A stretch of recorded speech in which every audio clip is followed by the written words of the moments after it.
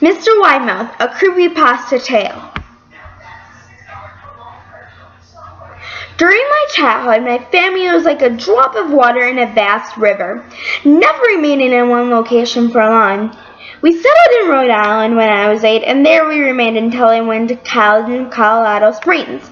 Most of my memories are rooted in Rhode Island, but there are fragments in the attic of my brain which belong to the various homes we lived in when I was much younger.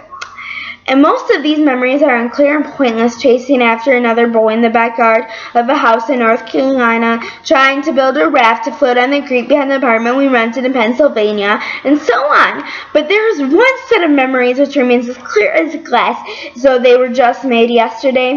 I often wonder whether these dreams are simply lucid dreams produced by the long sickness I experienced that spring. But in my heart, I know they are real. We were living in a house just outside the bustling metropolis of New Vineyard, Maine, population 643. It was a large structure, especially for a family of 3. There were a number of rooms that I didn't see in the 5 months we resided there. In some ways, it was a waste of space, but it was the only house on the market at the time, at least within an hour's commute to my father's place of work. The day after my 5th birthday, attended by my parents alone, I came down with a fever. The doctor said I had mono, which meant no more play and more fever for at least another 3 weeks. It was a horrible thing to be bedridden. We were in the process of packing our things to move to Pennsylvania, and most of my things were already packed away in boxes, leaving my room barren.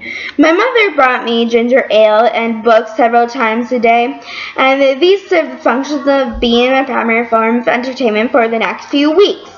Boredom always loomed around the corner, waiting to rear its ugly head and compound my misery.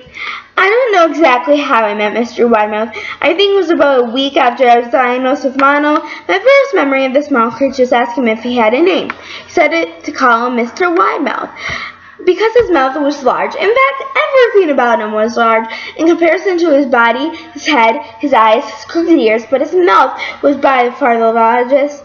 You know, kind of look like a Furby, I said as he flipped through one of my books. Mr. Widemouth stopped and gave me a puzzled look. Furby? What's a Furby? He asked. I shrugged. You know, the toy, the little robot with the big ears. You can pet and feed them, almost like a real pet.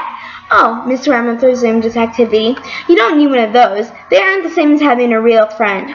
I remember Mr. Widemouth disappearing every time my mother stopped by to check on me. I'm underbred, he later explained. I don't want your parents to see me because I'm afraid they won't let us play anymore. We didn't do that much things during Easter days. Mr. Widemouth just looked at my books, fascinated by the stories and pictures they contained. The 3rd or 4th morning after I met him, he greeted me with a large smile on his face. I have a new game we can play, he said. We have to wait until after your mother comes to check on you, because she can't see us play the secret game. After my mother delivered more books and soda at the usual time, Mr. Widemouth slipped out from under the bed and tugged my hand. We have to go to the room now at the end of this hallway, he said. I objected at first, as his parents had forbidden me to leave my bed without their permission. Mr. Widemouth persisted until I gave in.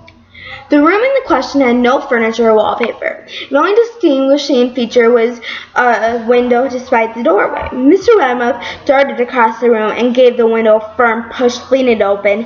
He beckoned to look out at the ground below. We were on the 2nd story of the house, but it was on a hill, and from this angle the drop was farther than 2 stories due to the incline. I like to play pretend up here, Mr. Widemouth explained. I pretend that there's a big soft trampoline. We were on the 2nd story of the house, but it was on a hill, and more of this angle the drop was farther than 2 stories due to the incline. I like to play pretend up here, Mr. Widemouth explained. I pretend that there's a big soft trampoline below the window, and I jump.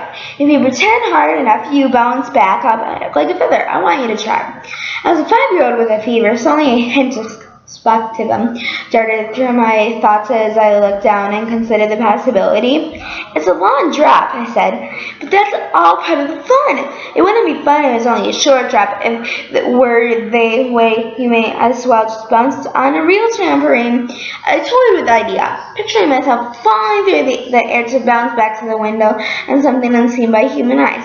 But the realist in me prevailed. Maybe some other time. I said. I don't know if I have enough imagination. I could get her. Mr. Widemouth's face contorted into a smile, but only for a moment. Anger gave way to disappointment. If you say so, he said. He spent the rest of the day under my bed, quiet as a mouse. The following morning, Mr. Widemouth arrived holding a small box.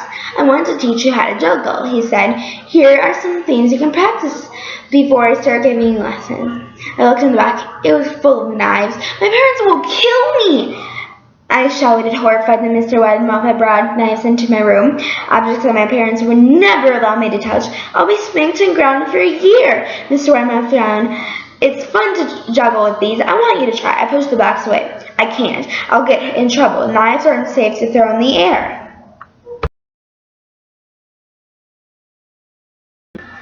Mr. Widemouth frowned deep into a scowl. He took the box of knives and slid under my bed, remaining there for the rest of the day. I began to wonder how often he was under me. I started to have a little trouble sleeping after that. Mr. Widemouth often woke me up at night, saying that he put a real trampoline under the window. Big one that I couldn't see in the dark. I always declined and tried to go back to sleep. But Mr. Widemouth persisted. Sometimes he stayed up by my side until early in the morning and encouraged me to jump. He wasn't so fun to play with anymore. My mother came into me one morning and told me I had her permission to walk around outside. She thought the fresh air would be good for me, especially after being confined to my room for so long. Ecstatic, I put on my sneakers and trotted out to the back porch, yearning for the feeling of the sun on my face. Mr. Widemouth was waiting there for me. I have something I want you to see, he said. I given him a weird look because he said, it's safe, I promise. I followed him to the beginning of a deer trail which ran through the woods behind my house. This is an important path, he explained. I've had a lot of friends about your age. When they were ready, I took them down this path to a special place. You aren't ready, but one day I hope to take you there. I returned to my house wondering what kind of place lay behind that trail. 2 weeks after I met Mr. Widemouth, the last load of our things had been placed into a moving truck.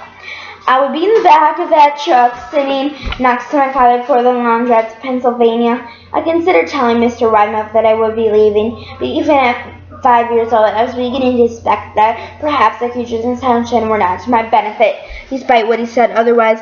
For this reason, I decided to keep my departure a secret. My father and I were in the truck at 4 a.m. He was hoping to make it to Pennsylvania by lunchtime tomorrow with the help of an endless supply of coffee and a 6-pack of energy drinks.